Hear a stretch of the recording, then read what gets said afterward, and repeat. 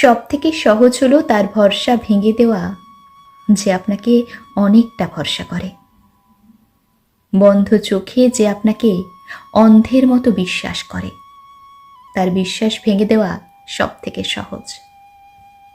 যে আপনার সব কথাকে সত্যি ভেবে নেয় তাকে মিথ্যা বলা সব থেকে সহজ।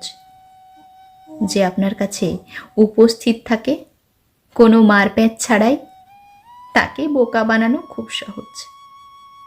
যে আপনাকে নিজের বাড়ি বানিয়ে ফেলে তাকে আশ্রয়হীন করে দেওয়া সব থেকে সহজ।